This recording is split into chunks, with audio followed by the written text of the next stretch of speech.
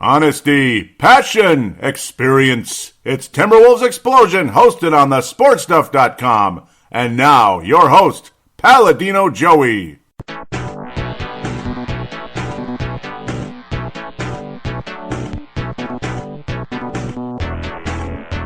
Hello again, Timberwolves fans. Are you ready for the explosion of Timberwolves basketball? I am your host, Paladino Joey, or Joey Awajan. Timberwolves Explosion is available on iTunes, which is Apple Podcasts, Google Podcasts, Spotify, iHeartRadio, PodMN, which is, of course, a local Minnesota podcast application. I highly recommend that for those of you in Minnesota, because you can, basically I'm a Minnesota podcast, so I can be on PodMN. Very cool. And there's reward program on there, of course, for free, obviously. Obviously, I mentioned iTunes, Spotify. You got your you got your TuneIn Radio. You got your no, I like to mess around. That's the old Marcus, the forecaster way of doing it. Double Twist, Stitcher, all those different applications you can use. PodMN, highly recommended if you're from Minnesota, of course, and all that good stuff. But Apple Podcasts, Google, the most common and easiest to use, I suppose, for most people. But today we're not going to really talk Timberwolves basketball, other than, of course, one major thing. So we'll talk about that probably right about it here at the beginning. Unfortunately, with Karl Anthony Towns' mother, of course, Jackie Towns. That was a very unfortunate situation. It's like you just, when they said medically induced coma, and then you heard no news after that, it's just kind of, it's just one of those kind of things. So, of course, we're going to open up with that. It's going to be a 2-segment show.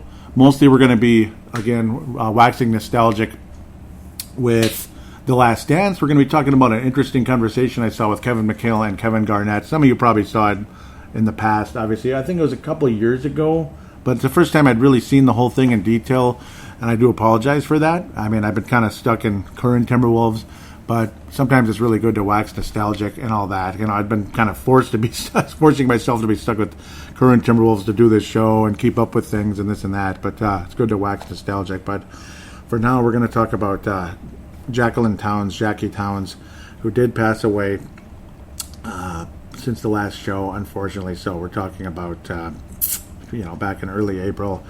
Very, very sad story indeed. Karl Anthony Towns, very close with her. She was like the backbone of the family, as they say. And just a very, very sad story. And apparently he's been, as they describe, incredible. We'll talk about that in the fan interaction segment number 2, in the wake of his mother's death. He's been very incredible during that time. And the good news is it looks like NBA practices will be opening up and such. So we might be able to talk Timberwolves basketball again, in some form anyway. I'm not sure the Timberwolves will be in any kind of tournament, like an extended tournament. I don't think the Timberwolves win-loss record will allow that, but luckily it sounds like Karl Anthony Towns is a lot healthier. But again, Jacqueline Towns passing away, we will give her a moment of silence. Very sad indeed, very sad indeed. Timberwolves PR says the Towns family is heartbroken by the untimely passing of Jacqueline Towns due to complications as a result of COVID-19. The statement reads, Jackie, as she was affectionately known among family and friends, had been battling the virus for more than a month when she succumbed on April 13th. So that was Monday, April the 13th, quite a while ago now, unfortunately, about 5 weeks ago. A very, very sad time for Karl Anthony Towns. Just a horrible thing. They say Jackie was many things to many people: a wife, mother, granddaughter, sister, aunt, and friend. The matriarch of the Towns family. She was an incredible source of strength, a fiery, caring, and extremely loving person who touched everyone she met. Her passion was palpable, and her energy will never be replaced. The Towns family is extremely grateful for the outpouring of love and support they have received during this very difficult time.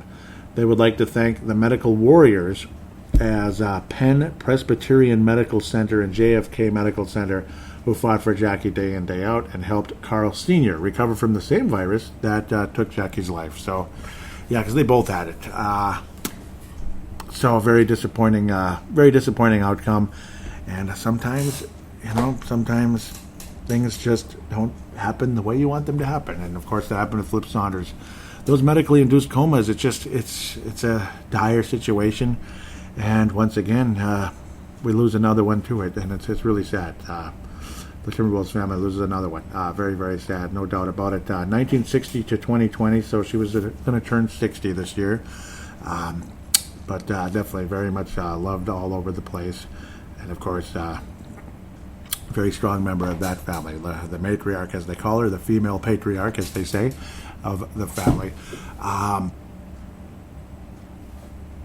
It just is what it is, you know. I mean, it's just a horrible situation, and I don't mean it to poo-poo anything when I say it is what it is. It's just one of those things. Sometimes there's just not a whole lot you can do, and it's heartbreaking. So hopefully this type of thing doesn't continue in this horrible direction. One interesting thing to note that I dare say, please forgive me for those of you that might think this is inappropriate, and I hope you don't. Jim Peterson, interestingly, around that time, around the week or so, it's like, I don't know if he meant to say it or didn't mean to say it. It came out, though, of course, what Timberwolves, the color commentator on the television side of things, said that she had an underlying, what do they call it, underlying condition. So whatever that was. Again, so sometimes it's like that. If you have some type of condition, maybe your immune system is compromised, or you have something else like asthma, something else going on in your lungs, God knows what it could be, and you're more liable to succumb to something like the coronavirus in that situation, or other things like pneumonia, some things like that. And unfortunately, that's what took Flip Saunders' life, because his immune system was compromised because of chemotherapy. Obviously, the cancer did not kill Flip Saunders. It was the chemotherapy. It was an infection during the chemotherapy, because your immune system basically shuts down in that time. And unfortunately, we were jumping right into flu season, because it was like mid to late September. Flip Saunders got a fever, collapsed, was put into a medically induced coma, and never came back. Horrible, horrible, horrible story. So a lot of times it is related to that. So just thought I'd throw that in, as sad as it is. It's more of an explanation as to what happened. I'm not sure if Jim Peterson wanted to say it, because it seemed like that part of the story got swept under the rug very quickly. I know people don't like to get into that kind of stuff, and again, I don't mean any disrespect to anybody. It's just that it's an interesting thing that I caught when listening to Jim Peterson jumping on, I believe, I forget if it was WCCO radio or if it was KFAN. I can't remember which one. But I think it was WCCO with Chad Hartman is my guess, because I tend to keep up with whenever Jim Peterson's on the different podcasts and such. So there it is. God bless Jacqueline Towns, Carl Anthony Towns, Carl Sr., and the many other members of that family, and of course many members of the organization that will miss her forever and ever. So with that said, we're going to jump into the Last Dance conversation. Obviously, it's really tough to move into another topic after that, obviously. But we'll be doing that. The Last Dance. Now, of course, this was a 10-episode deal. The Courtside podcast coverage of it was remarkable. Courtside podcast, absolutely spectacular. Wayne Hunt, Vince Germano, Stu Benson. What an amazing show that truly was, keeping up with it. So they would do it, obviously, because the whole situation was, it was going to come out in June during the NBA Finals, or right after. I forget if it was going to be during or right after, something like that. But around that time, I think right after is my guess. So after the Lakers win their 17th championship, basically, that's what would have possibly been. Possibly their 17th championship, or maybe the Bucks win their second, which would have been kind of cool. Is my guess, and we'll see what happens. Maybe things can still change. What am I even getting at? But it was going to be one episode at a time for 10 weeks, which I think in some ways would have been better, because it would have drug out longer instead of. See, the thing is, when you watch the shows, I mean, you're captivated, this and that, and you can't really get your eyes off the TV. And the commercial breaks were awfully short. It was mostly Reese's, and then State Farm, that type of stuff. Other than that, most of the basketball action we got was the game of horse on Easter Sunday, which was kind of cool. It's kind of fun. Little game of horse on Easter Sunday. Of course, it was snowing here, which was ridiculous. It never snows on Easter. Come on. So enough of that. I'll leave my little political nudge to certain people that believe in a certain thing. I'll leave that alone. But snowing on Easter, yeah. Telling. But I know I'm a jackass. But No, it was going to be one episode a week, which, see, the one thing is, it's like you're watching it here Central Time here in Minnesota. Your Central Time probably in, well, yeah, Chicago, other parts of the country, but Central's Daylight Savings Time, we'll call it, of course. The show would start at 8, and then it's like, damn, it's 10 o'clock already. Crap, it's Sunday night, and you got to get ready for work tomorrow. Because I wasn't one of the people that was furloughed until now. I think I'm furloughed this time for a couple of weeks anyway. Just a little break more than anything else. But it was supposed to be extended for 10 weeks, but then instead, obviously, with coronavirus, you got nothing else going on except a game of horse with Chauncey Billups and, Zach LaVine getting to the final and, and Conley bringing it home. So this and that, Mike Conley bringing it home with the Utah Jazz. We'll talk about the Utah Jazz extensively on this show because of, the multiple appearances in the finals, and a certain coach of that team that was spectacular passed away today. So, crazy. He passed away today. So, at 78. Just too much death. Too much freaking death. Too much, man. You lost David Stern. New Year's Day, you lost Kobe freaking Bryant on the 27th of January. Man, it's just unbelievable. You lose, and now you lose Jerry Sloan on May 22nd. It's just unbelievable. So, but no, with coronavirus, to get to the bleeping point, sorry I'm dragging this out, but they crammed the episodes together, so it'd be like, you go from 8 to 10 within a couple of seconds, and it's like, crap, I got to get ready for work now. Get prepared for the rest of the week here. That was the bad part of it, but again, it's captivating, this and that. So, of course, there was a show with 2 episodes where they talked about 2 different episodes with the Courtside podcast. Sorry I drug that out like 50 miles longer than I needed to. So, great show, though. Check every one of those out if you haven't. Episode 1 and 2, 3 and 4, 5 and 6, 7, 8, and 9 and 10, of course. So right here, I'm just kind of brush it all with a broad stroke and give kind of the highlights of the show here and there on this one. And then, of course, talking about Garnett and Kevin McHale, and then get caught up with fan interaction. That's going to be kind of the focus of this show now that I've drugged that out longer than maybe I needed to. Happy to be back behind the mic for sure, because obviously lawn cleanups are done and all that. And, shows will pop up with some historical conversation. Maybe I'll have some extra stuff to talk about The Last Dance in a future episode. I don't know when State of the Timberwolves is going to be, because I don't know what's going to happen. I don't know when the draft's going to happen. Normally I take draft night off for the NBA and the NHL and just chill that Thursday and Friday. It's the awesomest ever. But this year, I don't know. I don't know what's going to happen. So that kind of sucks. But no, the Last Dance, generally speaking, captivating, outstanding. You got detailed stories of Michael Jordan, Scottie Pippen, and get to people come out of that one feeling worse about Scottie, feeling somewhat better but more interested than ever of Michael Jordan. Steve Kerr, very interesting background. Tony Kukoc a bit. Dennis Rodman, gosh, what a crazy lunatic, but in a good way, I guess.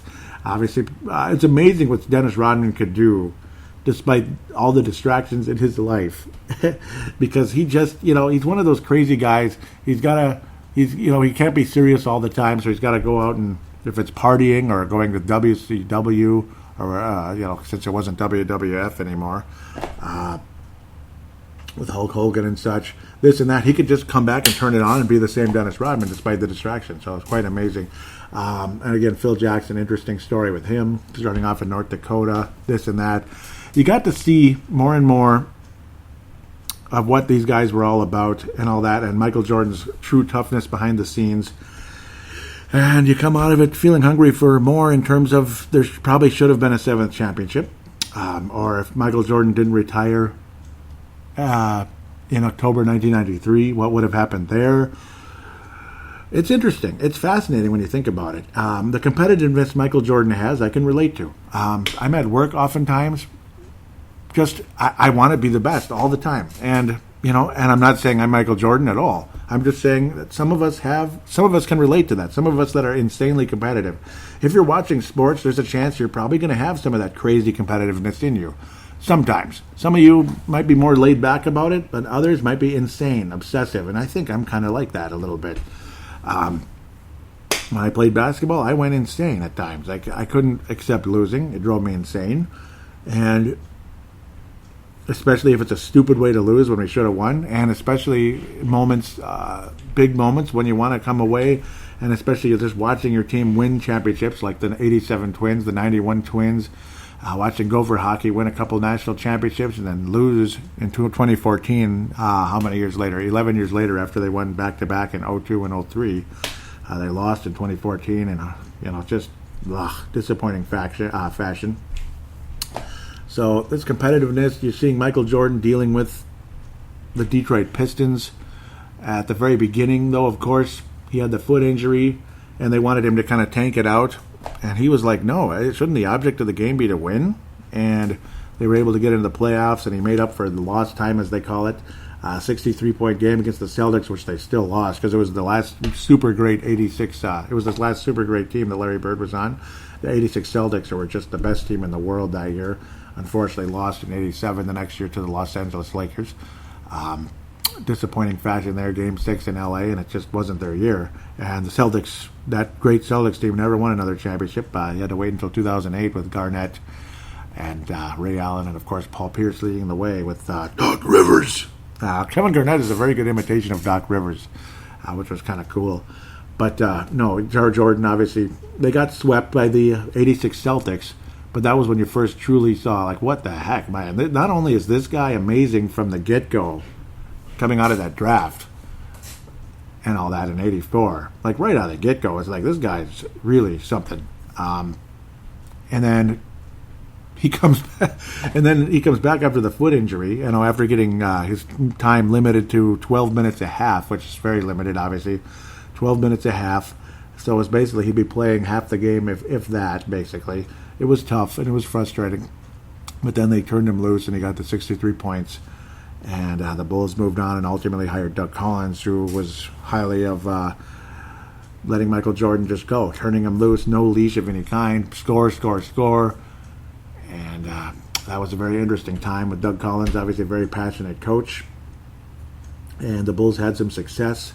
You had your first legitimate playoff run by the Chicago Bulls in 1989. Michael Jordan's crazy competitiveness really coming out. The beautiful shot on Craig Elo in 89. And he's just flying in the air, basically saying anybody that's not with us can get the F out of here, and all that. It was just amazing seeing that excitement. And the Bulls went on their first playoff run, and they ran into the Pistons for the first of multiple times in a row, of course. The frustration of getting beat by the Pistons, the interesting interactions and such during the during the whole thing was fascinating to watch. You got to see Michael Jordan struggle against the Pistons and then gradually get stronger and stronger and stronger. The first year they lost in the 7th game and got beat pretty handily. The second year they get back to Game 7 again of the East Finals against Detroit. And then Scottie Pippen has the migraine game, and you could just see how Michael Jordan was like, really, really, Scotty. You have to be you magically have a migraine now, and you can't play through it. And some people would look at that as, what a heartless bastard. You can't. I mean, you don't even know what a migraine is, Michael. Come on, how can you expect a guy to be at 100% during a migraine? So that's where people sometimes come out angry at Michael Jordan. At times, though, I could feel the frustration, like, magically now, really, you're going to let us down now. And, of course, the Pistons rolled past them again. And Michael Jordan, via video evidence, shook the Pistons' hands. He shook all their hands and all that. And next thing you know, the next year when Michael Jordan got tougher, they came back with Phil Jackson as the coach. And Michael Jordan and all that came back with more of a team-oriented offense with Phil Jackson versus Doug Collins, when it was going to be just Michael Jordan, ISOs and all that, and he'd get his 38 points a game and all that, despite getting 8 assists and 8 rebounds in 1988, if I remember. Yeah, that was an unbelievable season for Michael Jordan statistically. It was like MVP, Defensive Player of the Year, everything. It was just king of basketball during those late 80s seasons and under Doug Collins.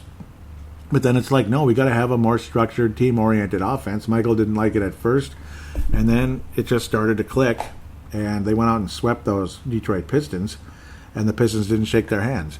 And I know all this stuff. A lot of you know a lot of this, but it's kind of just the conversation behind the scenes, because I probably shouldn't go too much into retrospective, because a lot of you know a lot of this information after watching the darn video, after watching all the episodes. But it's like the interactions and getting to hear Isaiah Thomas plead his case because the Detroit Pistons just walked right off the floor. And Dennis Rodman, basically, as a member of the Pistons, it's just amazing how you get that point of view. How Dennis Rodman was a member of the repeat three-peat, the second three-peat group, replacing Horace Grant. You got to see Dennis Rodman as a Piston beating on the Bulls and the Bulls. It's just kind of amazing. Dennis Rodman's perspective of the whole thing. He was on both sides of the equation here, which is kind of cool. Beating the crap out of the Bulls, or at least, physically beating the crap out of them. They had to go 7 games, but the 7th game didn't go well, as most of you know. Next thing you know, again, the Bulls are sweeping the Pistons. Rodman nearly murders Scottie Pippen, and Pippen doesn't respond. Rather than getting frustrated and getting in trouble and getting ejected, maybe a suspension in Game 1 of the Finals, which the Bulls lost, which is amazing. But hey, didn't matter, did it? Didn't matter, did it? But Scottie didn't respond at all, and the Pistons knew it was over. To hear John Sally literally right out of his mouth say, we knew it was over then, when Scottie didn't respond at all, and how the Pistons just walked right off the floor, didn't shake anyone's hand. They just and Rodman basically says, yeah, F you guys, we lost to you, fine, but F you guys, we're not coming near you. That was basically Rodman's approach, along with a lot of those other guys. And then Michael Jordan watched Isaiah Thomas's explanation. That's probably my favorite part of all of these, is Michael Jordan's reactions to Isaiah Thomas, to Gary Payton. I don't think there was one with Reggie Miller. There might have been, yeah, but I remember there was an interesting back and forth. There have been multiple back and forths with Miller and Jordan, but apparently they get along okay. In the early days, it wasn't so good. But you know how guys get, they get to know each other better and things get improved, kind of like Magic and Larry. Same thing there. Michael Jordan and Isaiah Thomas, that relationship has never gotten better, other than Isaiah Thomas saying nice things about him when he's the color commentator. He scares people, and he's a killer, and he pushed off a little bit, That was kind of the funny part, but the way Michael Jordan responded was really something. Just that look, the facial expressions, and him just kind of saying, yeah, whatever, We shook their hands. You can't tell me Isaiah Thomas isn't an asshole. Stuff like that. I kind of found that as extremely impressive to get all that reaction. You get to see all the emotions and such, and that's where this was captivating for me, especially. The way he laughed his ass off at Gary Payton, when Gary Payton said, basically, hey, if Coach George Karl put me on Michael earlier in the series, we would have had more success because they won those 2 games in a row in Seattle. They made things closer. They were able to force a Game 6. No, they won Game 4 in Seattle and then Game 5 in Chicago. They would have made things much closer. They would have made it so much closer. No, they were both in Seattle. I forgot. That was the 2-3-2 era. I'm screwed up now. 2-3-2 era in the finals. Everything else is that, 2-2-1-1-1 deal. But, now they've made it all 2-2-1-1-1, which everybody appreciates. After the Spurs got screwed, you could say, in 2013. But I just think that he deserved that championship, even though some of you might not. But, no, they won multiple games in Seattle to force Game 6.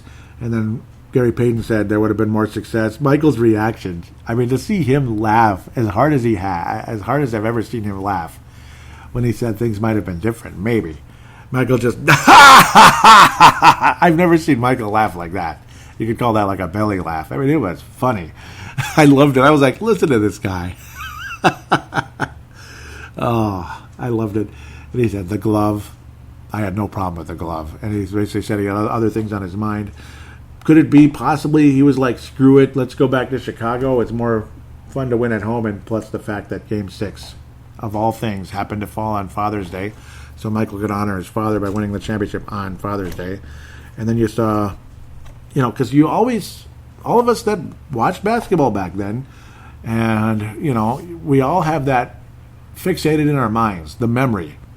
It constantly is in our minds. Michael Jordan on the locker room floor holding the basketball and sobbing. And absolutely just sobbing his eyes off. But you couldn't hear it. You could just see it. You could see the movement and everything.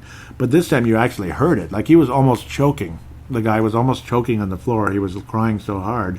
So the true emotions were coming out because it was the first time James Jordan wasn't sitting next to Michael.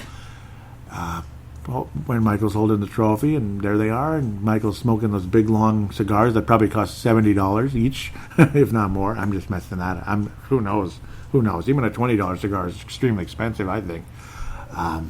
But it was the first time. No James Jordan, and how he came back and all that, and it was just, you got to see the emotions there. You got to see the emotional responses to Isaiah Thomas, Gary Payton, watching it on the tablet there, while we were seeing it on television, or casting it from our phablet, in my case, phablet Note 10 to the TV when need be, because certain things required that at times. But you got to see all these the background emotions. You got to see the interactions. Michael Jordan, coin toss competition with one of the security guards.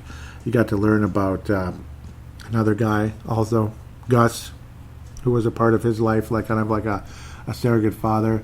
After his father passing, he'd often call him crying in the middle of the night, this and that. It's fascinating because none of us knew about him, and now he's passed away as well, which is really sad because his health was majorly deteriorating in '98, so he died like a couple of years after that, if I remember correctly. He was '98 to 2000-ish. Very sad there. You got to learn more about Scottie Pippen and his frustrations and such, and he grew up very poor in Arkansas. He was a more obscure guy, but an amazing trade by Jerry Krause, which he does deserve credit for. Jerry Krause did not draft Michael Jordan. Rob Thorne did. But Jerry Krause did draft Olden Polynice, who nobody's ever heard of. Okay, we've heard of him. He was just a mediocre power forward who not many people have heard of in a positive way. Wound up trading him to the Seattle Supersonics for Scottie Pippen and all that. The rest was history. Scottie Pippen didn't jump out of the gate spectacularly, but he was promising. He was promising, and I don't think they expected him to be the number 2 star on a great team, to be like almost the best Robin ever, to Superman Michael Jordan, or Batman Michael Jordan, the best Robin of all time with a great defense and all that, and still the ability to score 20 to 25 points a game, which Scottie did do on a very regular basis. But his desperation for money, he signed a very long-term contract at only $2 million per, and I know all of us would take $2 million in a heartbeat. That's the thing. We would do it too. But when you could be making 9, 10, 12, 15 million a year, which Scottie probably should have been, I know that's laughable now because, frickin' Gorgie Zeng's making 16 million a year, and Gorgie Zeng's not even a starter. He's better than Olden Polynice, but he's not even a starting player right now, even though I'd probably start him. But he's not like this all-star starting power forward. Back then, 16 million was a lot, and even in the NBA, it was a ton. But Scottie probably should have been making about that. He was making $2 million a year his whole tenure with the Chicago Bulls, and then by the end of '98, it was like, they offered, okay, do you want? Well, we can offer you more money now because the contract's over, and he basically said Jerry Reinsdorf can go to hell. So, and he literally said that. I still remember that when they ultimately was traded to the Houston Rockets and all that. Finally got his $16 million a year, which was nice. But and of course had made some money with Portland, had some success there. Didn't get along with Charles Barkley in Houston at all. Told him, I don't want to play with his sorry butt. Basically, those two never really got along. And had much more success in Portland, but unfortunately age started to catch up a little bit, and the freaking Lakers beat them, which I wasn't too happy about in 2000. They had that series. They had it, and they just choked it away. That was disappointing. There was also rumors of the Scottie Pippen trades throughout the tenure. Like, Scottie was unhappy. Rumors of trades during, I think it was around 92, 93. Seattle again. He would have gone back to Seattle actually to play with the Sonics for the first time for Sean Kemp. Very interesting. That would have been, turns out, would have been a horrible trade because Sean Kemp, post lockout came back bigger, a lot bigger, and he couldn't play. He couldn't really play anymore after that. The Cleveland Cavaliers. He could play a little bit, but he wasn't the same. Scottie stayed good. Scottie was still an all-star player and first ballot Hall of Fame type of guy. Unfortunately, the guy's attitude was just not the best. He refused to go in with the Tony Kukoc thing. You get to learn more about that. It's like, obviously we knew about it, but it's just you got to see more and more of that emotion and that kind of that bad attitude that Scottie had. My brother, who was a huge Bulls fan, he was saying that was the one thing that was kind of a turnoff. That's when the NBA started to suck a little bit because people became kind of bitchy about money. The love of the game seemed to kind of go second to money, money, money, and I need to get more, and it got kind of silly.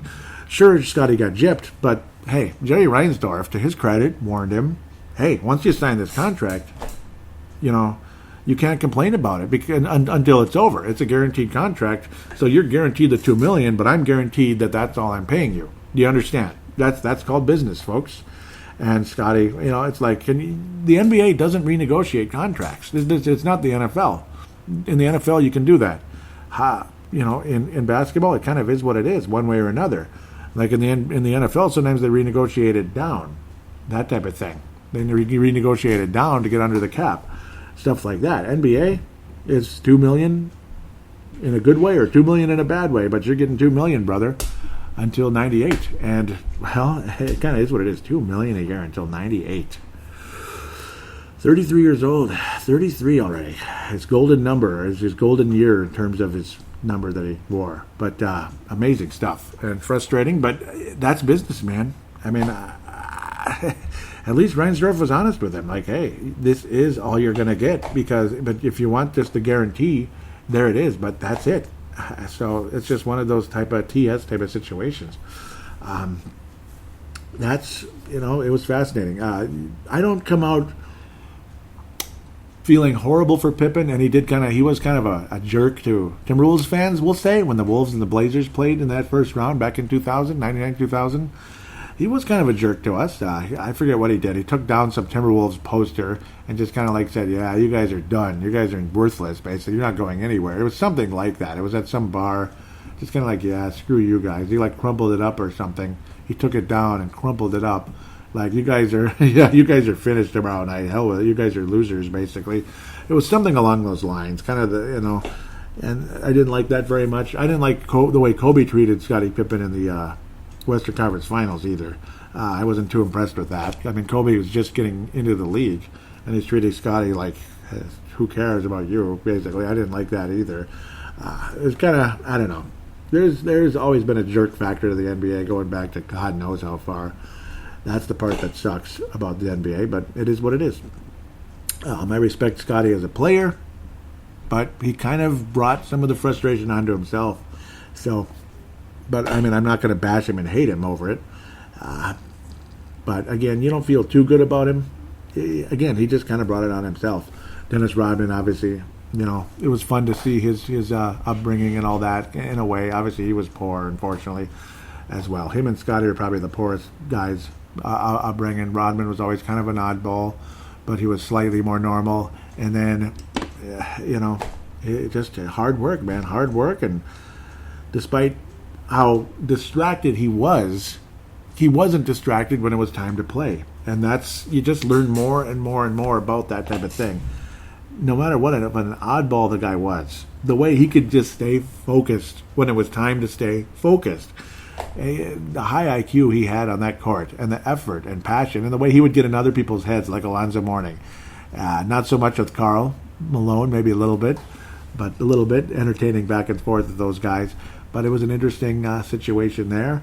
Michael Jordan was always hard on the other guy that played power forward for the Bulls in the first half, the first three-peat, Horace Grant. That relationship was never really that good. Horace Grant was always kind of, he was more emotional. He didn't respond well to Jordan's bullying. He really didn't. And Phil Jackson also. Phil Jackson not bullying him, but kind of like punishing him, this and that. Like, why am I getting treated like crap? Bleepity bleep, and he felt bad because obviously Horace Grant, more of a Christian type of guy, does not like to swear. I still remember reading that in the Jordan rules. And then, of course, there's all these rumors about that Horace Grant was the leaker to Sam Smith of the Jordan rules and his other book. And Horace Grant comes back with lie. Whatever it is what it is. If he had the sources, fine. And if Horace Grant was the source, fine. Thank you. Quite frankly, go ahead and hate on Horace Grant for that. I say thank you because they were good books. It was especially Jordan Rules was an awesome book. So thank you for being a source at the end of the day. It's just fascinating to see what a son of a gun Michael Jordan could be, though. How tough he was and how much of a hard time he gave other players. Scott Burrell, that was entertaining. He just said he was too nice a guy to get in his head. guys like that. The interesting, crazy situation, Michael Jordan and Scottie Pippen giving Tony Kukoc a hard time during the Olympics. The way they literally focused on making sure he scored nothing. It was their knock on Jerry Krause, because obviously, constantly Michael Jordan was constantly giving Jerry Krause a hard time, talking about his growth and all that, and careful for the cigar. Yeah, you don't want the cigar, it'll stunt your growth, Jerry. Stuff like that. But it was kind of, both sides were kind of jerks at the end of the day. The way Jordan and Scottie were like beating up on Tony Kukoc, when Kukoc had nothing to do with it. Basically, he's just in the middle of the whole thing. Jerry Krause was a jerk in terms of the way he's like, yeah, well, we're bringing in this guy, and you're gonna, if you like it or not, we're bringing him in, and he's gonna be like the new star of this team, basically, in a lot of ways, or at least he's gonna steal some of your spotlight. The attitude from Jerry Krause wasn't good, but the attitude from Michael and Scottie wasn't good either. Just interesting dynamics, and it's just amazing how Phil Jackson was able to manage these egos and these extremely strong personalities. Michael Jordan 10 times stronger than anybody else in the roster, which tells you a lot. There was a strong personality with all these guys. Even Steve Kerr had a strong personality. For Phil Jackson to be able to manage these guys, it was quite amazing. The way he was able to pull certain strings and keep Michael Jordan focused where he needed to be, and the way Michael was kind of pulling his own strings. This guy basically, he even made something up. Was it against the Washington Bullets? That was crazy what he was able to do there. And he just torched the poor guy that nobody's ever heard of. I mean, I never heard of the guy with the Washington Bullets at the time back in the early 90s. It was kind of weird. Late 80s, early 90s, though. Michael Jordan torched him. Absolutely crazy. And I apologize for jumping around the way I do, but hey, that's pretty much how the documentary was. In a lot of ways, jumping around. But, I mean, I just loved how in-depth you get. I mean, you bring back old memories, but then there's deeper parts of it, deeper parts of the memories. Steve Kerr obviously lost his father, just like Michael Jordan. They never really got into it, which is interesting. It's interesting how they never actually talked about it. But they just kind of knew. They knew they had that relation. They both lost their father to murder, which is really sad. Both of them were shot in the head, if I remember correctly. So horrible, horrible situations. Both of them were shot. And, of course, Steve Kerr's father was an ambassador in Lebanon, of all places. I mean, my dad is from Lebanon. My dad's from Batroun, Lebanon, which is very close to Beirut, Lebanon.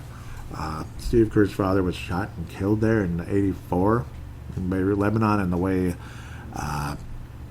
opposing fans were basically saying, your dad got shot, ha ha ha, kind of. They were just basically, to paraphrase, they were just making a mockery of it.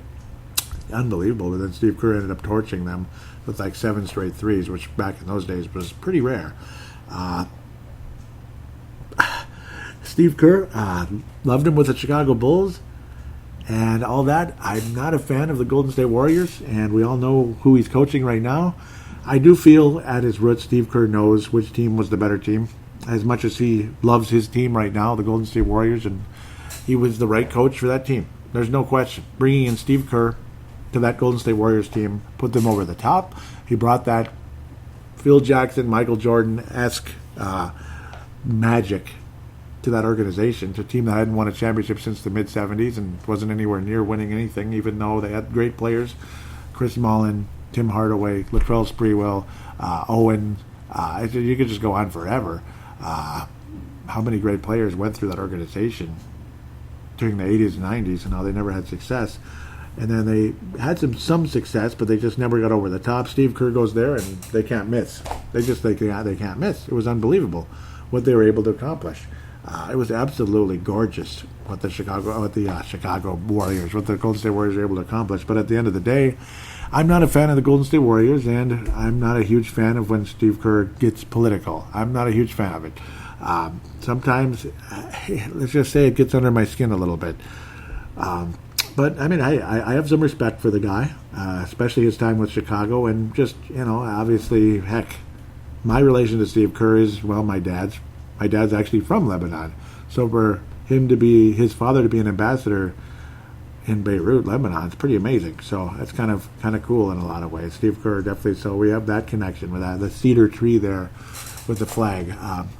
It's the cedar tree and the flag there, and they show that on Basketball Reference as his country. Pretty cool. So Steve Kerr, we have that relation there a bit. Obviously, again, I'm not a huge fan of his politics and his political rants and this and that. And his, I don't know. Let's leave that where it is. You can kind of read between the lines how I feel about all that already. But cool career, and the way Michael Jordan showed faith in him after there was a fight, literally a fight between the two early on before they started winning championships together. We all remembered him from the Cleveland Cavaliers and even the Phoenix Suns. Pretty cool stuff. But then for Steve Kerr to bring in that strong personality despite his skinny, kind of smaller stature, was able to show some toughness when he needed to. And boy, did he hit that big shot in the 97 finals. It was pretty spectacular. Nice to see the interaction where Michael Jordan, you could literally hear him, be ready for the ball.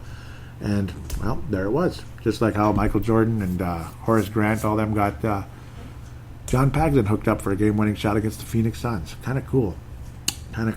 John Paxson, obviously a very clutch shot to defeat the Phoenix Suns. That was pretty sweet to watch. The first three-peat. And, of course, Steve Kerr to get the second repeat in 97. One of the most... There's two images, though. Michael Jordan against the Jazz. Obviously, the 98 one is the final brush stroke by the Leonardo da Vinci of basketball. You could say the final brush stroke. That shot he hit after the very minimal push-off on Brian Russell. It is Byron. It's so... it was always a back and forth in that one. Byron Russell. It's Byron. That was the most... That's the ultimate Michael Jordan image, is that shot. But let me tell you, that clenched fist and that determination look after Michael Jordan hit the baseline shot against the Jazz in Game 1 is number 2 for me. Obviously, number 3, you could argue, is even better. The Craig Elo shot when he's flying in the air saying, if you're not with us, get the bleep out of here. That was pretty cool, too. The 89 shot on Craig Elo. But those are 3 images that will last a lifetime. And, of course, that shot he hit against Utah, again, just to see more and more of that. But it's cool to see the interaction between Jordan and Kerr on the bench. So you get to actually see that happen. I love that. Absolutely love that. Other notes, you could just kind of keep bouncing around all over the place with all these guys. Luke Longley, the first Australian, of course. The Timberwolves drafted him in the first round out of New Mexico. Next thing you know, he's traded for Stacey King. Stacey King has a 20-point game and sucks for the rest of eternity. Poor guy. And then Luke Longley goes to Chicago and immediately goes from a guy who was mediocre to a guy that fits perfect, who was mediocre with Minnesota and kind of miscast, to a guy who fits in perfectly with the Chicago Bulls with that triangle offense. You need a big man that can pass and has a high IQ, which is what, again, Bill Cartwright was. That's where Bill Cartwright actually was a fairly nice upgrade. Even though Charles Oakley was a better player, Bill Cartwright was a better fit because of that. The high IQ and, of course, the strong personality in the locker room, which, again, was evident when he basically gave Scottie Pippen an earful after the whole incident with Kukoc back in 94 when Michael was missing in action. Big moment there, without a doubt. But no, Luke Longley brought that value. He was another good passing big man. A little clumsier, let's just say, a little clumsier guy than Bill Cartwright, but still brought that high IQ game to the Chicago Bulls and helped them win 3 championships, despite being a part of a Timberwolves organization that wasn't so good at the time. God bless us. Definitely fun stuff. Judd Bushler was interesting. Obviously, Bill Wennington was a cool guy. A cool guy, without a doubt. Just fun role players on that team. Joe Klein was able to squeeze in a ring. Good for him. You hardly ever saw him play with the Bulls much. The whole thing was cool. Obviously, just the fact, though, to me, that's kind of the most telling of the whole thing, is it should never have been the last dance. When Michael Jordan, very early on in the entire, very early on in the early episode, said, you win a championship, you should have a right to defend it. And I agree with that 100%. And I still remember back in 97, 98, you could tell that was the last dance. Even us that weren't insiders, just random basketball fans in Minnesota, Australia, in Illinois, Texas, wherever you are that loved the Bulls and Michael Jordan and all that, you knew it was the last dance, and you saw the anger and frustration of Michael Jordan's face during the course of that year. And there was articles like, something's bugging Michael. Well, that's what it was. He didn't want to retire. He didn't want to retire.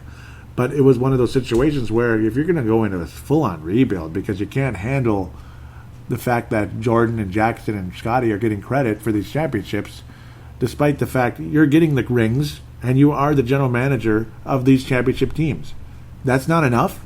I mean, you got to be worshipped. I mean, he could have, he would have still gotten a statue, I'm sure, because he was the general manager of a 6-time champion, 6 times in 8 years. So the fact that you got to tell Phil Jackson to his face, even if you go 82-0, it's over. Next thing you know, Phil Jackson goes in the locker room, tells everybody it's the last dance, and that was episode 1. And Michael Jordan continued to say, if you're a defending champion, you should have every right to repeat it. The Bulls hadn't won their 6th championship yet, but then they did. And he strongly believes that they should have, they could have won 7. He would have been very willing to sign a 1-year contract. Scottie would have been willing. Phil would have been willing.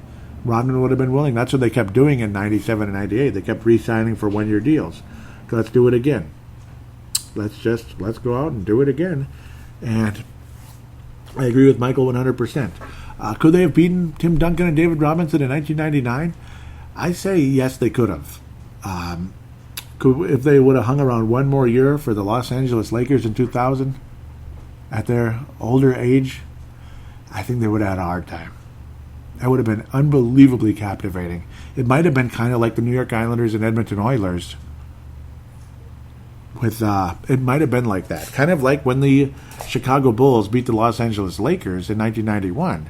It was in a lot of ways like when the Edmonton Oilers beat the New York Islanders, the dynasty of the 80s, the early 80s in that case in hockey, and then Gretzky's Oilers defeated them. And then the best player ever went on to win multiple championships in a very short time. Several championships. It was 4 cups in 5 years for Wayne Gretzky and the Edmonton Oilers. So it would have been like Michael Jordan grabbing the torch from Magic Johnson. 5 championships in the 80s, and then Michael's the king of the 90s, so to speak. And he sure was. Boy, was he the king of the 90s. And that's kind of what that was. And it might have been Michael passing the torch to Kobe in 2000. That could have very much been the case, I think. Maybe the Bulls would have won the East in 1999 for sure. They would have been in the finals in 1999 for sure. Even though Michael Jordan had a serious cut in his finger, it would have healed at some point. It happened in October or something during the lockout. That's what kind of messed everything up, was that damn lockout. But also a cigar cutter really lacerated his finger, and he would have missed a significant amount of time, which is very un-Michael-like. And it was on his shooting hand, which sucks. But I do believe Michael would have found a way to get back out there when it matters most. I can't imagine the laceration was that bad, where he would have missed like a season or something. I think they would have beaten that Spurs team, but they would have absolutely beaten the Knicks and the Pacers in 99. The 2000 Pacers would have been really tough to beat, I think. That might have been the undoing for the Bulls. Or it may have literally been Michael passing the torch to Kobe and Shaq. Very possible. I'm not sure the Bulls would have beaten the 2000, the Bulls at, Michael Jordan at 37, Scottie Pippen at 35, Rodman at frickin' 39. That would have been really hard. That would have been really tough. But the thing is, that's where, like Michael Jordan said, be creative. That's where Jerry Krause could really earn his money. Not by tearing the whole thing down and starting over from scratch, which didn't work at all. In fact, the Bulls just sucked balls for 10 years until they got Derrick Rose and Tom frickin' Thibodeau. Yay. But they had some success, and it didn't last long because Thibodeau couldn't get along with anybody either, obviously. But Jerry Krause, be creative. This is where the creativity comes in, is the money. And, of course, Jerry Reinsdorf as well, afraid to sign the players. When Michael just had a look in his eye, not of anger, not of sarcasm, almost heartbroken. He almost had a heartbroken look on his face because he never heard Jerry really talk about it. Jerry Reinsdorf in this case, where Steve Kerr, Dennis Rodman, Scottie Pippen would have cost too much. Well, they could have found a way, and they would have been willing to come back at least to beat the Spurs possibly. But I do think the Bulls win the 99 East again and would have tipped off against the San Antonio Spurs. It would have been extremely tough. I think the Bulls would have beat the Spurs. I think they would have beaten them. I don't. It would have been very tough. It would have been very, very, very, very, very, very, very, very tough. But I think they could have found a way. It would have been fascinating. But if they came back for 2000, if they didn't step away and retire after that, they go for number 8. Wow, I think they wouldn't have won. That's just my guess, only because of their age. The Bulls in their prime, I'm sure Vince Germano and Stu Benson and others aren't too pissed off when I say this. Other Laker fans from the Courtside podcast, I hope you're not pissed off when I say this. I'm guessing you won't be. I think like the 96 Bulls would have beaten the 2000 Lakers. Absolutely. 93 Bulls, yes. They would have beaten that team. Just like they would have beaten I think they would have easily beaten the 2016 Warriors. They would have, not easily, but they would have beaten them. 2017 Warriors with Kevin Durant, I think the Bulls still beat them. The 96 Bulls still beat that team. Yep. As difficult to beat as the 2017 Warriors were, I think they still beat them. But no, the heartbreak on Jordan's face, though, when he just said he didn't want to have to, he thought that they couldn't afford that market value. Well, the Bulls were making over $1 billion a year back then. Back then, they were making over $1 billion a year. Do you understand what I'm saying? 98, they were making over $1 billion a year. Them and the Dallas Cowboys were making more money than anybody else, and the Yankees. New York Yankees, Dallas Cowboys, Chicago Bulls, you're in that category, and you're worried about paying Steve Kerr, Scottie Pippen, and Dennis Rodman for their market value? I don't know. It might not have been that bad. I don't think you're going to have to give Steve Kerr like $15 million a year. He's not even a starter, for Pete's sake. So, I don't know. I think that was BS. They could have done it, and I agree with Michael Jordan now and the heartbreak there. I think they could have won 7. I think 8 was not going to happen. The retirement in '93 is very interesting, fascinating to see how they would have tipped off against the Houston Rockets. Ooh, that '94 Knicks team was damn good, but they were damn good in '93 too. A lot of people that was when the Knicks were absolutely at their peak. The '93 Knicks, the Bulls beat them in 6. The Knicks were beat in 6 after winning 2 games, going up 2-0. The Bulls just roared past them. 94. See, Michael was still young and healthy. He was 30, 31 in '94. If he never retired, he was burnt out though. That was the thing. Would he have been too burnt out, and would he have maybe lost to the Knicks or the Rockets? Possibly. 8 in a row is not easy to do, and really playing the game, he's burnt out of everything else. He's burnt out of, hey, are you gambling, Michael? Are you gambling, Michael? You gambling, Michael? Huh? Was that a part of your father's death? Was that gambling a part of your father's death? Was he a hit from these mafia gangs or something like that, or was it stuff like that? The endless, just too many questions every 10 seconds. Just let me live. Like when he was getting into the '98 finals, he was listening to something probably that I wouldn't be interested in. I don't like a whole lot of music after 1995. Let's just put it that way, because it was new at the time. And they were asking him questions about, hey, how are you gonna do against the '98 Jazz or whatever? How are you gonna do against the Jazz after they're really strong? And he's just like, basically like, can I just walk in peace? He just kind of said, I don't know, maybe something like that. He was just screwing around with them, and then he said, can I just walk in peace? That's kind of how it was with Michael. No matter where he'd go, he wouldn't get a break. He was smoking a cigar on the couch. Yeah, this was during '98 when he was already kind of at a point like, yeah, I'm done. I'm ready to retire. Not because he didn't want to play, but he was tired of everything else. So that's what could have done them in, possibly, is the frustration and the burnout from everything other than basketball, everything surrounding the game and being a star player. He just wanted a break, I guess, and that's why it took 21 years for this documentary to come out, despite all that footage back in '98 and all that, which was fascinating stuff. But I thought it was an absolutely spectacular documentary. I agree 100% with Michael Jordan about how they could have definitely won 7. They could have won 7. And it's a crying shame that, he got kind of burnt out and was thinking about retiring back in '93. We'll all just have to wonder. That's where we're stuck with, because it's all these years later. And that's what's kind of torturing Michael right now, is we probably could have beat the Spurs in '99. Probably. We could have. We would have. He wanted at least a crack at it. And if the Spurs beat them and it's over, so be it. Go ahead and blow it up now, since that we got a chance to defend it and we failed. So be it. By 2000, I think that would have been the end. That would have been New York Islanders to the Edmonton Oilers situation. And, of course, Magic to Michael, Michael to Kobe. It would have been Lakers to Bulls, Bulls back to Lakers again. Yikes. But who knows? That's the other thing. Where would Phil Jackson have been the coach of... Phil Jackson would not have been the coach of the Lakers if he hung around that long. But maybe the Bulls get the 7th and Michael steps away on his own terms. Or... I don't know. Maybe 99 would have been the last dance. It would have just been extended one more year. Or maybe the Bulls lose to the Spurs, and then Phil ends up going to L.A. anyway. He doesn't take the year off and goes right to L.A. right away. Who knows? It's all a fascinating thing that'll just have us pondering for forever. It's not, it's not the most important thing in the history of the world, because we all have other concerns in our life and all that. We all know, but it's still fascinating to wonder. To wonder what could have been. What could have been? Could Michael have played another 10 years? No, not another 10 years. Could he have played another 2 or 3 years and the frickin' Wizard thing never happened? That would have probably been a good thing. That was a mouthful. I apologize if it felt like rambling on and on and on, but I enjoyed talking about that, no doubt about it. It was definitely a fun thing to kind of go over, to talk about, to discuss, to think about.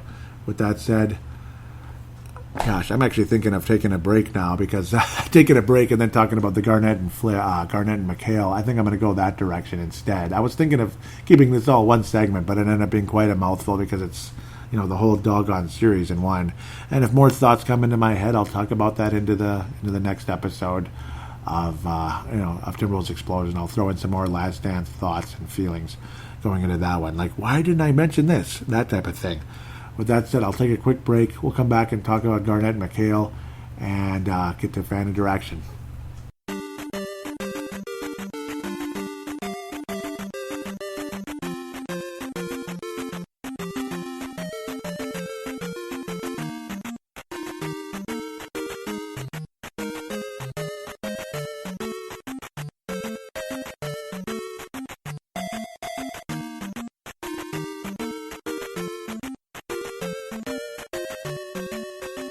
And we are back here on Timberwolves Explosion, segment number 2.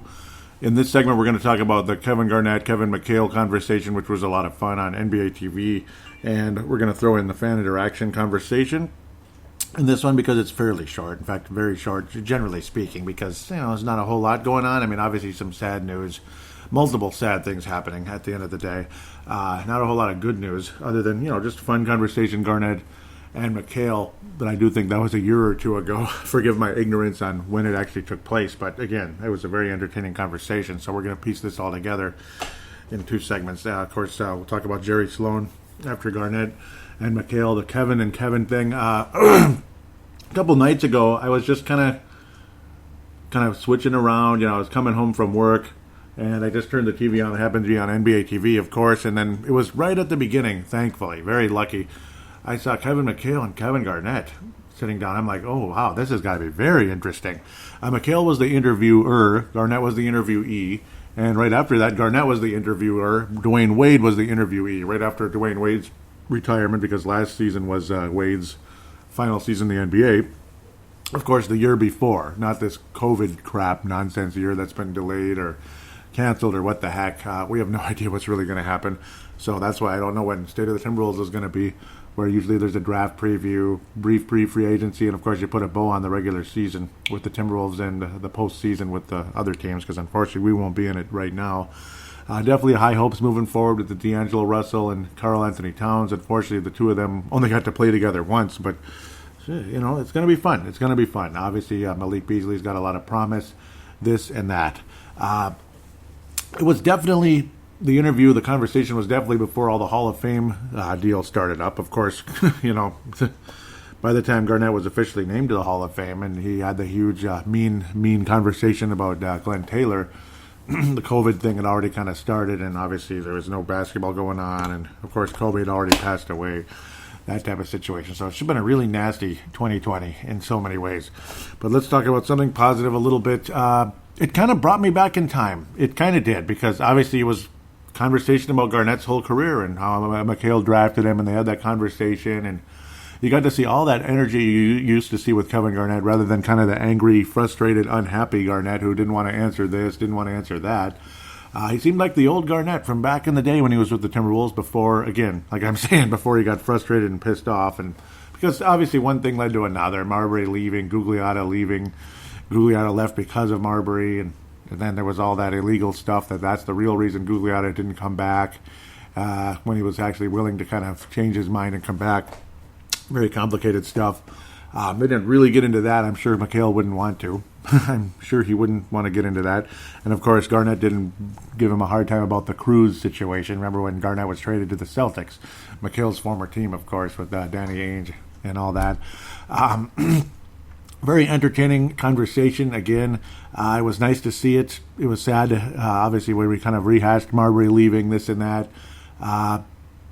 Just the energy and all that, and he talked about, unfortunately, it's just one of those things where the team energy was much better in Boston. With Minnesota, there was just, there was fun people here that he liked to play on the same team with, this and that, but then there was just ongoing conversation about how in Boston it was just more professional, this and that, how right away they could tell it was a team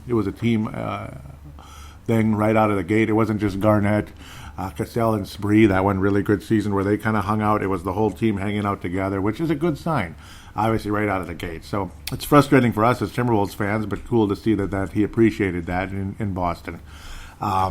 Again, it's at the end of the day, it was more of just really nice to see Kevin Garnett's energy, Kevin Garnett's big eyes and all that, when he pops his eyes out real big. It was kind of fun to watch that at the end of the day. It just kind of took me back in time. It just kind of did. And it kind of eats at me as well, where we could have probably had Ray Allen from the get-go, this and that. Conversations that I continue to have in my head when I'm thinking about things and when I was watching that is, so you lose Marbury and Gugliotta, which really sucked big time. Gugliotta was going to get older eventually. That's the one thing. But here was the one funny thing. As frustrating as Terrell Brandon was, and we went through that, Cassell might have been acquired before that, but we all know how Cassell can be. He'll get somewhere. The first year, he's extremely good. The second year, it's like he starts to kind of, some of his issues kind of come up to the surface. Like, the attitude. It seems like he could never get along with a coach at the end of the day for an extended period. You know how certain coaches have a shelf life. Certain players do too. And I think Sam Cassell was that way. Spreewell definitely had a shelf life. That was like 5 seconds. So, I mean, it's just like, it's frustrating when you sit down and analyze that. Maybe we could have gotten somebody other than Latrell Sprewell in that Terrell Brandon trade. Not Big Dog Robinson. I wouldn't have wanted him. I wouldn't have wanted Glenn Robinson. He was worse. In fact, he was just empty stats, quite frankly. Sam Cassell was a warrior, a winner, this and that. But there were 2 reasons he got traded. One reason, the other team wanted him really bad because they knew they saw what they saw. They saw a guy who was clutch. They saw a winner. They saw a guy who was a go-getter. But then there's the other side where it's like, yeah, he's this and that, but boy, it seems like he's just always having issues with the coach after 1 year, after one really damn good year. Like it happened in Clipperland, it happened in Bucksland, this and that. It was cool that Sam Cassell got his 3rd championship with Garnett. He was actually with Garnett when Garnett got his first in Boston. That was cool how that turned out. Very fun to see, although Sam Cassell at that point was very reduced in his role and went on to Sacramento and just kind of hung out there with Rick Adelman and became an assistant coach during that time. Very cool. He's still a coaching candidate someday. It's interesting to imagine him as a coach when you consider he didn't get along with coaches very long. But this is more about the Garnett situation and what could have happened, what could have been. It's, a lot of ways you think Garnett could have won more than one championship in Boston.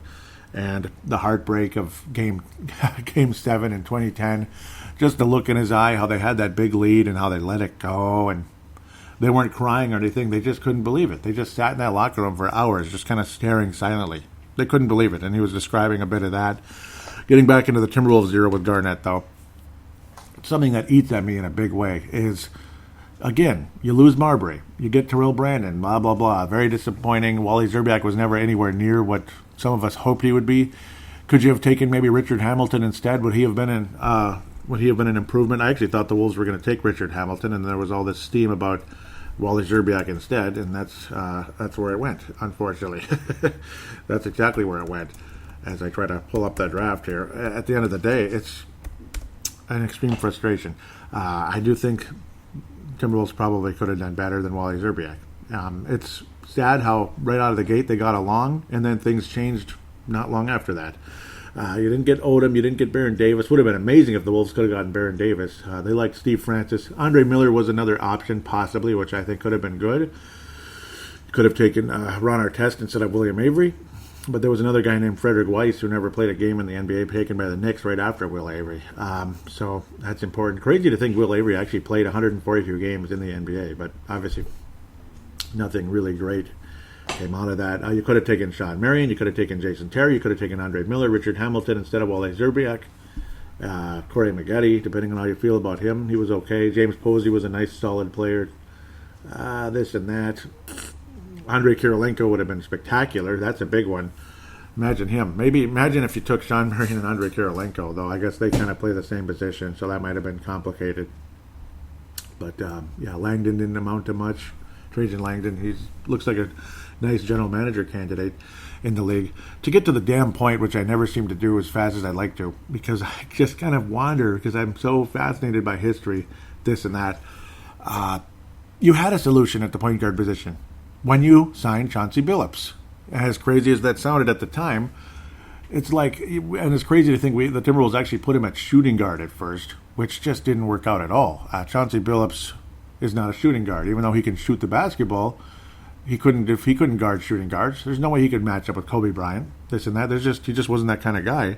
And then when the Wolves put him at point guard, and all of a sudden it was like kablooey, and it was like, whoa, 30 points, 8 assists, 28 points, 10 assists. It was like, oh damn! It was just beautiful. It was amazing what Chauncey Billups was able to do with the point guard position with the Wolves. And then there were some frustrating moments, and his defense was still this and that, and people were saying he's not a point guard. But then every time he played point guard and he started, he was pretty damn good. And then the Wolves were unwilling to bring him back because we weren't willing to just say Terrell Brandon's done.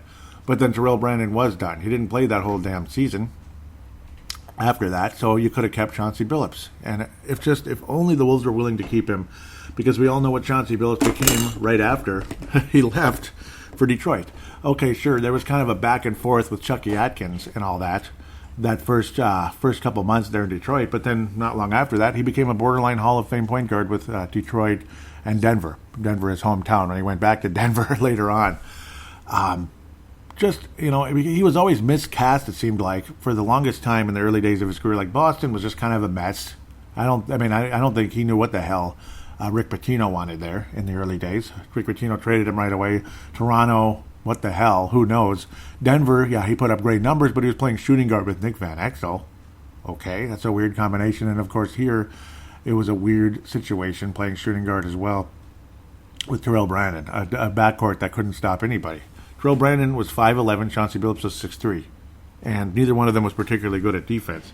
Chauncey was better at defense, particularly when he got to Detroit, because it's just kind of in their blood in Detroit. Again, it's just amazing to think the Timberwolves had a solution at the point guard position, which would have made Garnett so much, happier, so much better with Chauncey Billups if only we could have kept him around. I mean, we just lucked into that one when you think about that, with the mid-level exception.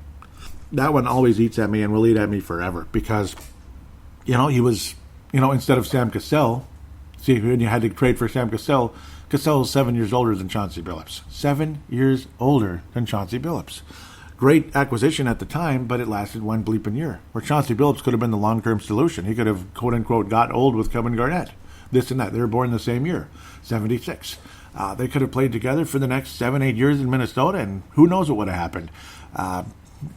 You had somebody. It's just too bad. And if only you drafted better, like Andrei Kirilenko, you would have gotten some defense to help out Kevin Garnett. Can you imagine Kirilenko and Garnett at the forward positions?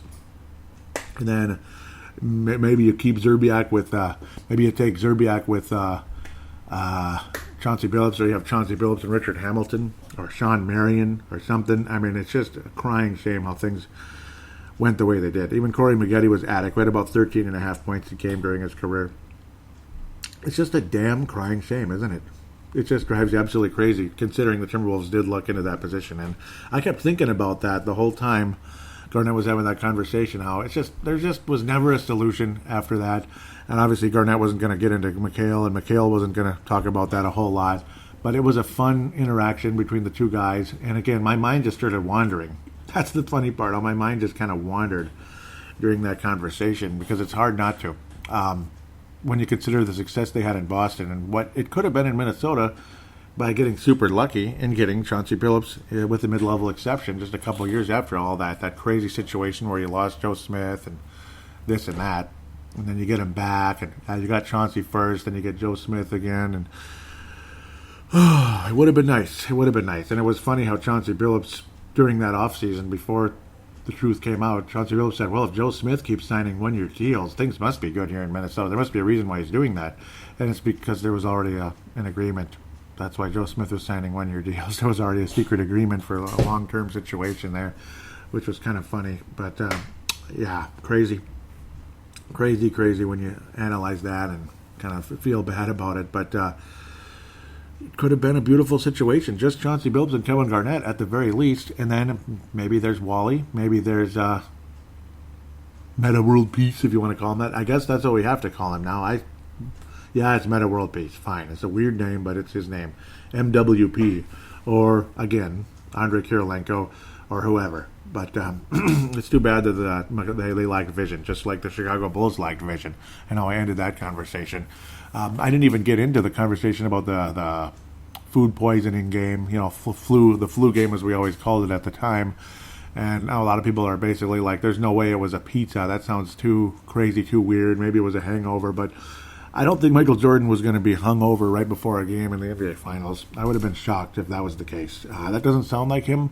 There might have been food poisoning, but maybe their story was kind of BS, kind of radical, kind of out there, kind of random. Because how would they know it's Michael Jordan? There's no way that information would get out there that easily, would it? But maybe somebody tipped them off, and they must have, I don't know, maybe they spiked the pizza with something that they shouldn't have, that type of thing. But can't that get kind of criminal, though? I mean, I don't know. I don't think that's worth it. That was a weird conversation, weird situation. I'm not sure really how to describe it, or I'm not really sure what to make of it, is what I'm trying to say. The 1999 draft wasn't all that great. It really wasn't at the end of the day. But there were some good players that came out of it. Obviously, Kirilenko, 24th overall. But yeah, there was a lot of, like, Leon Smith was basically psychotic a bit. That's too bad. He wound up going to the Spurs. I thought he wound up in Dallas not long after that. Deion Glover didn't amount to a whole much. Jeff Foster, just okay. William Avery was almost nothing in the NBA. It was extremely frustrating. It just kind of is what it is when you analyze all of that. I guess McGetty averaged 16 points a game. I was looking at the wrong thing. That's actually not bad at all. Elton Brand, again, I don't think he was that great either for a number one pick. I mean, that's where the Bulls just, they thought, here we go, number one pick right out of the gate. And, yeah, great. He wasn't that good. He was okay. This and that. Crazy, weird situation. Lamar Odom lasted a long time in the league, despite some kind of up and down behavior, this and that with him. But, no, I mean, it was fun. It was a fun conversation. It was enlightening, seeing Garnett and McHale kind of go back and forth. And, again, it's just what could have been in Minnesota. They had so many opportunities to make it better, and you'd still screw it up. You had Garnett and Marbury. Maybe you could have just kept Ray Allen all along, and then hopefully you get one more guy. Garnett and Ray Allen would have probably been the better combination, even though you desperately needed a point guard. You at least had Terry Porter for the time being, and then maybe the next year somehow, some way. Boy, it's all kind of tough to say, because I mean, the one thing is Ray Allen didn't start out great, so the Wolves more than likely would have still been in the lottery in '96, and the 1996 NBA draft was a sight to behold. I mean, so the odds are. Or 97, pardon me. 97 draft was a bit different. I'm getting mixed up. Ray Allen was 96. Yep, of course. Ray Allen was 96 with Garnett. He wasn't with Garnett. It was the year after. Again, there's Chauncey Billups. I guess maybe you could have taken Chauncey, but he slipped. I don't think the Wolves would have gotten that high. Antonio Daniels was a massive bust. So it's hard to say who the Wolves could have wound up at point guard. I mean, maybe you could have gotten McGrady, which would have been interesting. Maybe to play small forward. Doesn't look like a whole lot of options, though, at the point guard position, unfortunately, which is kind of funny when you think about it. There was Bobby Jackson, but he was a shooting guard. Even though he was undersized, he was a shooting guard. So 97 really didn't have the point guards you would want. Darko. Oh, Marko Milicic. Well, Marko Milicic. Isn't that something? 33rd overall to Philly. Marko Milicic. Marko. Yeah, Marko. Quite a few years earlier. Must have been a much older brother and never played a game in the NBA, which is kind of funny. The Wolves' situation at point guard would have been a tough one. I mean, there's no way the Wolves would have gotten Mike Bibby as long as Ray Allen continued to get better. That is it's kind of tough. The more you look at it, the Wolves would have struggled getting a point guard, but maybe through free agency somehow, some way, unless you trade up and you get really aggressive and get Chauncey Billups. There really weren't a whole lot of point guards. There's Jason Williams, White Chocolate. I don't know.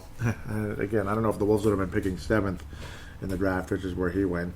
So that's the one thing. That's the one tough part about, Marbury versus Ray Allen. It would have been tough to get a point guard, but I guess you can only hope and pray you get lucky somehow, some way there. But again, getting Chauncey Billups via free agency a couple of years later, then there you go. Maybe you just go that direction, and then you have Chauncey Billups, which would have been insanely cool. Chauncey Billups, Ray Allen, Kevin Garnett. Within 2 or 3 years of those guys playing together, I think the Wolves are in the Western Conference Finals against the Lakers and Spurs, and we'll see. Could the Wolves have won championships if things went correctly with Ray Allen, Garnett, and Chauncey Billups? Maybe. It's just still, you want to believe that things were wide open, but really, were they? See, they're open if you get out of the West. You're going to beat the New Jersey Nets in the NBA Finals for sure. The Wolves would have beaten the New Jersey Nets in the Finals.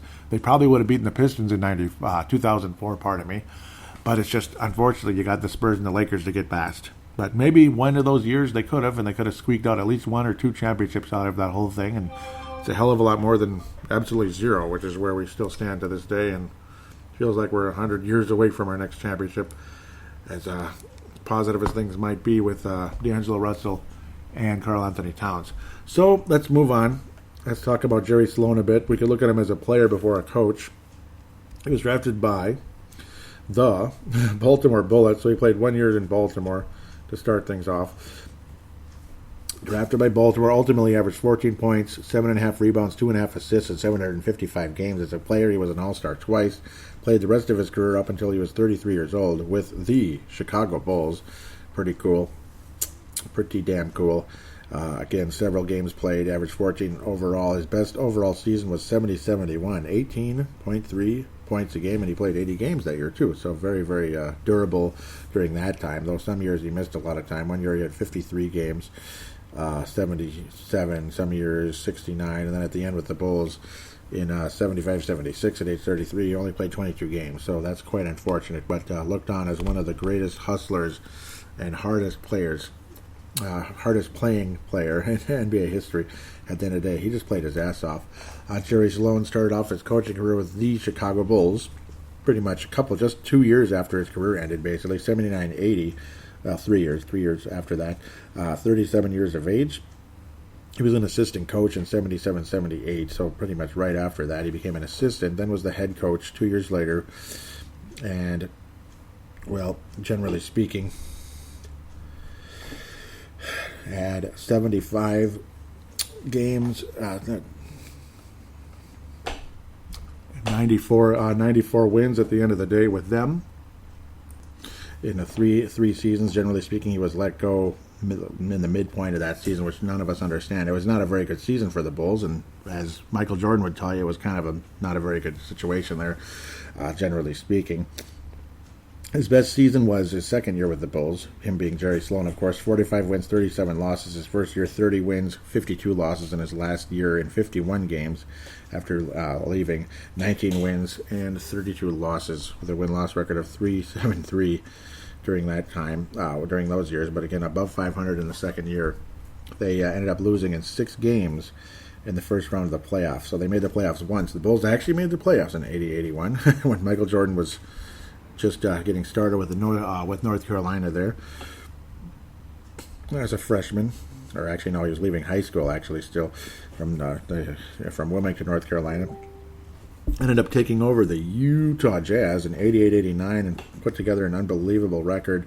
His overall record in the NBA in 2,024 games, 1,221 wins, 803 losses, win-loss record of .603. That's his win-loss percentage, for so to speak.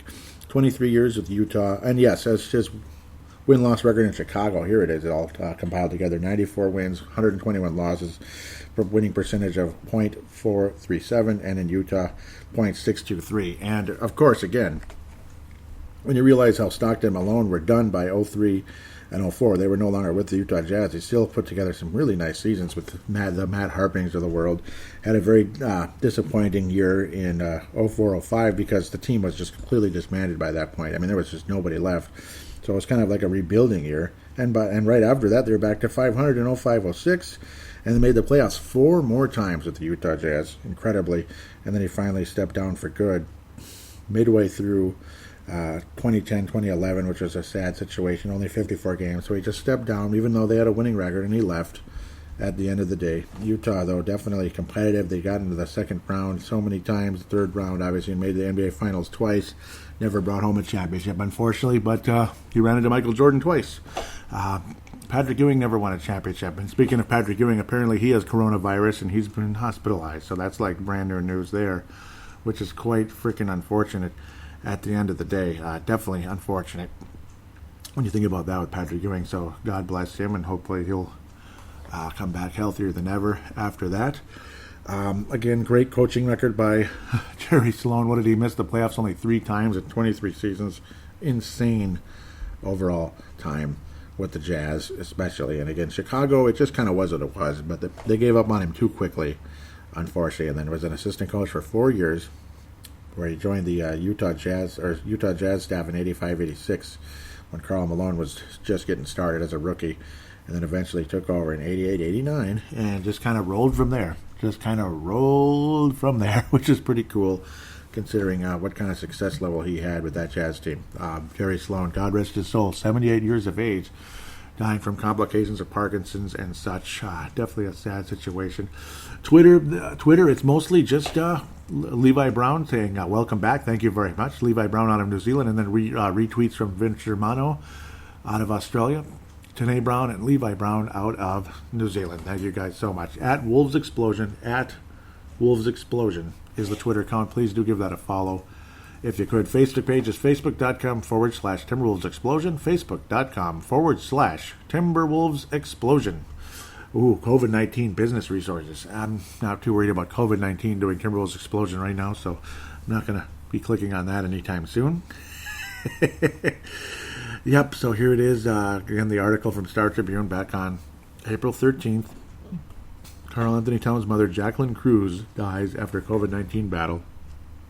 And there is belief there was an underlying condition. We don't know what it was, but if Jim Peterson said it, it's probably true. Most likely. I don't think Jim Peterson's out there just giving out fake news, so to speak. Tanae Brown, New Zealand, says, such sad news, thoughts and prayers go out to their family and friends. Rest in peace, and I agree there, 100%. There was talk about the key roster moves under President Gerson Rosas. Very cool. No interaction with that one, but again, it was all the different crazy moves that took place during the course of time, and most of them look like a positive. I mean, some of it's like salary dumps, this and that, but you kind of have to do that. And Jeff Teague, it's like a small salary dump because it's only 1 year anyway. But it's an opportunity for the Wolves to get a lot better, and getting Malik Beasley. I like James Johnson an awful lot. Obviously, the D'Angelo Russell trade is just phenomenal. It's spectacular and all that. It's cool that you can get rid of Wiggins' contract. It sucks that you have to give up a draft pick that could end up being very high, and it could end up helping the Golden State Warriors in a big way in a year or so. Wolves will have their pick in this draft if it ever happens. But next year's draft, it's I think it's like top 3 protected. So if the Wolves have the 4th pick in the draft, well, Golden State, here's an opportunity for you to hang around for a lot longer, which was what the Bulls should have tried to do during the course of time. If you're going to trade somebody away because you don't want to keep them, so to speak, get a high draft pick of some sorts, and you could have guys work with Michael Jordan, kind of rebuild on the fly when you already still have some main guys like Jordan and Pippen. Maybe Rodman's getting old, so you get a younger big man to help out. That's all the Bulls needed to do, or again, free agency. Because who wouldn't want to play for the Chicago Bulls with Michael Jordan? I mean, it's like, what's your ring size? That's one of the questions coming into the. That's one of the questions coming in when you're signing the contract. What's your ring size? Okay, so it's that. All right, cool. Thank you. So there's about a 50-50 chance we're going to actually win the championship, much less. Even making the playoffs is a guarantee, and getting super far in the postseason is pretty much a guarantee, and you just might actually win it all. This and that. In fact, if it's Michael Jordan, there was more than 50% chance you're going to win the championship, particularly during that time. It was like 80% chance. I mean, there's always a small possibility they might lose, but just wasn't meant to be. I was sharing the Courtside podcast again, because I'd say missing it would be a horrible mistake, and it really would have been. They were covering episodes 7 and 8 at the time, and Vince Germano out of Australia, Melbourne, Australia, Victoria, Providence, says, "Thanks, brother. Appreciate your support." And darn right. And thank you guys for the shout-outs you give me on the Courtside podcast, which is available on all the same applications except PodMN, I'm sure. I don't think they get the PodMN one, but just about everything else. That is a significant podcasting application. So, I also shared episodes 9 and 10, which were obviously very interesting, and to talk about the 7th championship that probably, was a legitimate discussion. They weren't necessarily guaranteed it, and they would have ran into a young Tim Duncan who was like just getting going. David Robinson was still good, slowing down a bit, but still good. And you had all those hungry players that never won championships and were always kind of pushed aside by their teams, like Avery Johnson and this guy and that guy. And I believe they had Mario Elie by then, too, who had gotten it done with Houston. There was a couple of former Rockets on that team. Eventually Robert Horry, but many, many years later, well after Michael Jordan would have been retired again, because they didn't get Horry until like 07, I think, when Horry claimed his 7th championship. Man, he looked super old by then, but he still hit some clutch shots with the Spurs, which just drives me insane. It's unbelievable what that guy was able to accomplish. Robert Horry, guy I would have loved on the Wolves at one point. So I shared again episodes 9 and 10, Courtside Podcast. This is Wayne Hunt, Wayno, your host Wayno, who I did lots of imitations of, and you'll hear that in some of the introductions where I pretend Wayne Hunt is Scottie Pippen, I pretend he's Michael Jordan. I was like myself as Gary Payton when Michael Jordan was laughing at Gary Payton, saying that things would have been different if I was on Jordan the whole series. And I was joking about, hey, well, if I got a chance to host the Courtside Podcast, they'd probably get better numbers. And then he's like, Joey. I'd have no problem with Joey. So again, and I apologize to any Australians that might not like me imitating an Australian accent, because I know not everybody likes that over there. Some of you do, and some of you really don't. So I apologize. I'm not going to do it very often on the show for that one reason. Guys on the court side seem to enjoy it, so that's why I keep doing it. They enjoy it a lot. I don't want to scare people away from this show if you're annoyed by that, because I know some of you are, unfortunately. So again, all respect to those out there that don't like that. Wayno says, "Good sir, thank you for all your support over the years. We really appreciate you continuing to plug the show, and let it be known, we are just as big a fans of TE as you are of ours." Yep, Tim Rules Explosion. Let's get you on the show soon for a catch-up and chat. Cheers, mate. And yeah, I mean, stay tuned, those of you out there that listen to this show. And again, keep listening to the Courtside Podcast, 100%, always. But again, Wayne Hunt out of Sydney, Australia. Vinrock Vince Germano out of Melbourne, Australia. And Stu Benson also out of Sydney. He's the second richest man in Sydney. He's the second. So he's the glum gold to the Scrooge McDuck there. You know, that type of thing. I'm not sure who the Scrooge McDuck is. If you guys can fill me in who he is, the richest man in Australia, let me know. But I know Stu Benson's the second richest because he's one of the greatest auctioneers in the history of the world. In fact, if he's the second richest man in Australia, he must be the best auctioneer in the history of the world. Sold, right? Okay, sorry. And that would be great to get on the show at some point. Every time I go on there, it's just an absolute blast. Again, Wolves president Gerson Rosas is incredible after Mom's death. That cat was incredible after his mom's death. So interesting read there. Do check it out. And I was saying, God willing, there'll be a show during the weekend. And yes, here it is. It's here. It's the weekend, and we're doing the show. First segment was recorded on Friday. Second segment today, Saturday. So again, that's just how we do it. Sometimes, I don't think that hurts any show or anything. It makes me sound weird saying that. It's just being transparent. Sometimes that's how you have to do podcasts, just kind of switch things up, this and that. So again, God rest Mr. God rest Mr. Jerry Sloan's soul. God rest Jacqueline Cruz. Very, very sad. Jacqueline Cruz, Carl Anthony Towns' mother there. Very, very sad situation. Carl Anthony Towns definitely a mix there with black and Latino. Great guy, and hopefully the defense improves a little bit, and I hope he doesn't just hang out on that three-point line. That's all I'm going to say about that. But otherwise, an amazing player with a ton of potential moving forward, and that's where we stand with that. Amazing future still, and I can't wait to see D'Angelo Russell and Karl Anthony Towns play many years together. D'Angelo Russell also made it known that he just felt the love and the appreciation from the fans right away, and he's very happy to be here. So good. I mean, we have a potential star duo here that are happy to be here, and let's keep things going in the right direction with that. Gerson Rosas, Mr. Collaboration. Ryan Saunders, Mr. Well, let's play a more of a modern game, with some flip throw-ins. For plays as well, from some classic Flip Saunders plays mixed in as well, which is always a fun and cool thing. You get to say Coach Saunders for another generation. Isn't that cool? So it's kind of funny when you think about that. But with that said, I think I've spoken long enough. I apologize if it got a little rambly here and there during the last dance or even right now. But, I just love talking about the game. I love keeping up with things. And, of course, it's been a long time since the last show, and not sure when the next one's going to be. Maybe another retrospective. It probably won't be as long as this one, because I was kind of getting caught up with 10 bleeping episodes of the Last Dance. So if there's another one, it'll be some more catching up and maybe some additional thoughts that I may have about this and that being the Last Dance, or some other retrospectives, or something new coming up. Like, here comes the NBA season again, which would be great. With that said, hopefully we get to see the NBA. Hopefully we'll get a nice postseason, and asterisk or not, it's still something to enjoy, and it's good that there will be some type of conclusion one way or another, if there is. Before I sign off, we'll just kind of wrap up things with the contact details and give you an opportunity to get on the show with your voice and all that, which would be absolutely great. And of course, you can interact with the Twitter account at Wolves Explosion. Do tweet me on there. We can interact on there at Wolves Explosion. Facebook.com/Timberwolves Explosion. We can interact on there. And I can't thank you guys enough, posting questions, comments, this and that, to get my thoughts going. I know how Wayne does a great job with that, and everybody's welcome to do that. And you can also get on here via audio submission, which would be greatly, greatly appreciated if you were able to do that. Simply open up your smart device. There should be a voice recording application built into your smart device of any kind. Everything has it. Otherwise, there's free apps everywhere if you like a different one.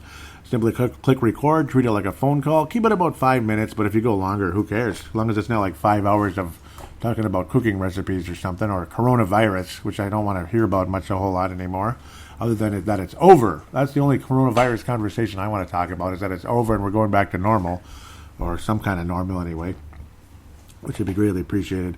But to be able to do that, again, you record, you hit stop, you save it, you email it to paladinolive@yahoo.com. paladinolive@yahoo.com. It would be great to hear you on there. I will then convert it into an MP3 file thanks to Zamzar.com. Absolutely love that website. They give me a free service because the file's not too big, so it's free.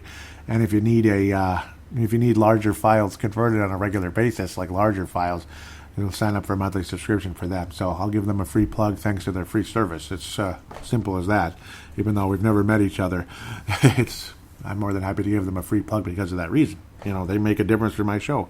Other than that, please do write a positive rating on iTunes or any of the other applications that you might use if they give you that opportunity to review this show. Give it a nice 5-star rating if you could. 4 stars is okay, but 5 is better. Greatly appreciated. And write a brief little comment about what you like about the show, maybe even what you'd like to see improved a little bit. And I'll give you a thank you and a shout out on air, and greatly appreciated. Don't be shy. Please help me. It'd be great, right? Please help me by doing that, because the more the merrier with that. It just makes the show look more and more attractive to anybody else out there looking for a Timberwolves podcast. With that said, can't thank you guys enough for being a part of the show, and God bless all of you. Hopefully we'll get back to things sooner rather than later, maybe in the next couple weeks, and we'll get caught up with what's going on.